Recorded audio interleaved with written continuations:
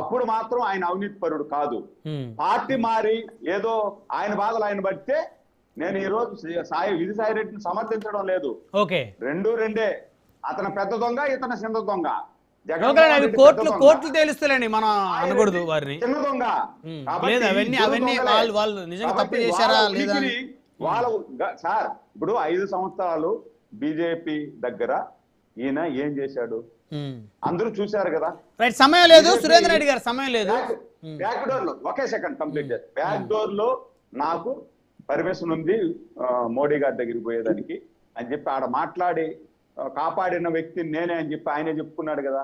కాబట్టి కొండ మీద రాజకీయాలంటే ఆయన మాట్లాడింది నేను వినినంత వరకు నేను రాజకీయ పార్టీ స్థాపిస్తున్నాను అని చెప్పాడు. నిజంగా కొండ మీద రాజకీయాలు మాట్లాడుంటే మాత్రం అది తప్పే. రైట్ శ్రీరామ్ గారు మీరేం చెప్తారు సాయిరెడ్డి గారి అంశం మీద? ఏఈ నూకరాజు ఎవరైతే ఆత్మహత్య చేసుకున్నారు ఇటీవల, సాదిక్ ఖాన్ అనేటువంటి ఒక లవ్ జిహాద్ జరిగింది అనేటువంటి చర్చ రాష్ట్ర వ్యాప్తంగా నడుస్తుంది ఆంధ్రప్రదేశ్లో. దానికి సంబంధించి గత 2-3 రోజుల నుంచి సాయిరెడ్డి గారు గలం కూడా పెంచిన పరిస్థితి, ఏకంగా వారి కుటుంబ సభ్యుల దగ్గరికి వెళ్ళి పరామర్శ కూడా చేశారు. సో చేస్తూ అనేక అంశాలు మాట్లాడారు. మత మార్పిడిని గత ప్రభుత్వం ప్రోత్సహించింది, దాని గురించి ఏం చెప్తారు సార్? సాయిరెడ్డి గారి గురించి అసలు పెద్దగా మాట్లాడుకోవాల్సిన అవసరం ఆంధ్రప్రదేశ్ రాష్ట్రంలో ఉందని నేను అనుకోవట్లా. ఆయన గురించి ఆంధ్రప్రదేశ్ ప్రజలు పెద్దగా పట్టించుకుంటారని కూడా నేను అనుకోవట్లా. సరే, కాకపోతే ఏంటంటే విషయం ఏంటంటే అది నూకరాజు ఫ్యామిలీ విషయం మాత్రం ఖచ్చితంగా అందరూ మాట్లాడుకోవాల్సిందే. సరే, జగన్మోహన్ రెడ్డి గారి గురించి కొన్ని విషయాలు ఆయన బయట పెట్టాడు కాబట్టి అది హిందూ సంఘాలు ఎప్పటి నుంచో చెప్తున్న అంశమే. గత ప్రభుత్వంలో హిందూ సంఘాలు అనేక సందర్భాల్లో ప్రెస్ మీట్లు పెట్టి మా అందరికీ చెప్పిన విషయాన్నే చర్చిలు విపరీతంగా పెరుగుతున్నాయి, మత మార్పులు జరుగుతున్నాయి, ఇవన్నీ చెప్పిన విషయమే. దాన్ని ఈ రోజు ఆయన లేట్ గా అయినా సరే కన్ఫర్మ్ చేశాడు. సో అది ఇప్పటికైనా హిందువులు కళ్ళు తెరుచుకోవాలి. ఎవరితో మనం ఎవరికి ఓట్లు వేస్తున్నాము, ఎవరిని గెలిపిస్తున్నాము ఏంటి అనేది ఇప్పటికైనా బయట పెట్టాడు కాబట్టి ఇప్పటికైనా తెలుసుకోవాలి ప్రజలు. అయితే ఈ లవ్ జిహాద్ విషయంలో మాత్రం ఖచ్చితంగా లవ్ జిహాద్ కి సంబంధించిన విషయం, దాన్ని ఎన్ఐఏకి ఇమీడియట్ గా ప్రభుత్వం అప్పచెప్పాలి ఆ కేసుని. ఎందుకంటే చిన్న విషయం కాదు, అది చాలా పెద్ద కుట్ర దాగి ఉంది. లవ్ జిహాద్ మాత్రమే కాకుండా అసలు మత మార్పిళ్ళు ఉన్నాయి, లవ్ జిహాద్ ఉంది, దీంట్లో వేరే దేశాలకు సంబంధించిన కుట్ర కూడా ఉంది అనేది అందరికి అనుమానాలు ఉన్నాయి. ఎందుకంటే ఇతను టెర్రరిస్టులకి ఆ అమ్మాయికి చెప్పింది, భయపెట్టింది ఏంటి, నీ కొడుకుని టెర్రరిస్టులకి అప్పచెప్పేస్తా అన్నాడు. అంటే వీడికి టెర్రరిస్టులతోటి సంబంధాలు ఉన్నాయి అని వాడు చెప్పినట్టు, ఇండైరెక్ట్ గా ఆడే చెప్పినట్టు సాదిక్ అనేవాడు. ఇన్ని జరుగుతూ ఉంటే అసలు ఈ రోజు దాకా ప్రభుత్వం నుంచి స్పందన ఏది? మహిళా కమిషన్ ఎందుకు స్పందించలేదు?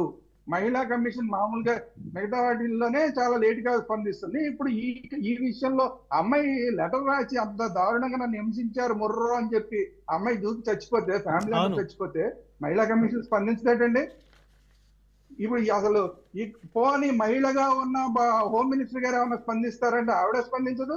ఆవిడేమో మాటికి జగన్ ఎలా బస్సు ఎక్కాడు, ఎలా రైలు ఎక్కాడు, ఎలా కార్లు వేసుకుని ఎన్ని క్యాన్వాయిలు వెళ్ళాడు, ఎంతమంది ఎలా ఏం చేశారు, ఆ క్యాన్వాయిలు ఎవరెవరు, దీని మీద ప్రెస్ మీట్లు పెడుతుంది తప్ప అసలు ఆవిడకి సంబంధించిన విషయాల్లో ఆవిడ మాట్లాడదు. హోమ్ మినిస్టర్ గారు కానీ అసలు మాట్లాడాలి కదా, కనీసం ప్రెస్ మీట్ పెట్టి మాట్లాడాలి. చూసారా సార్ ఏం భరోసా చేస్తున్నారు సార్?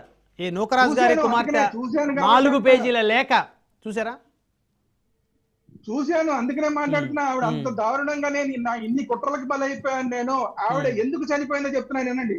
నాకు ఏ వైపు నుంచి నాకు రక్షణ లేదు, పోలీసుల దగ్గరికి వెళ్తే వినిపించుకునే పరిస్థితి లేదు, సమాజంలో నాకు పరిస్థితి లేదు, ఈడేమో నా కొడుకుని అన్ని రకాలుగా హింస పెడతానంటాడు, నన్ను అంటే ఆ అమ్మాయికి అన్ని వైపుల నుంచి దారులన్నీ క్లోజ్ అయిపోయి ఇంకా అంటే చచ్చిపోవడానికి కూడా భయపడుతూ చచ్చిపోతున్నాను అని చెప్పింది అమ్మాయి.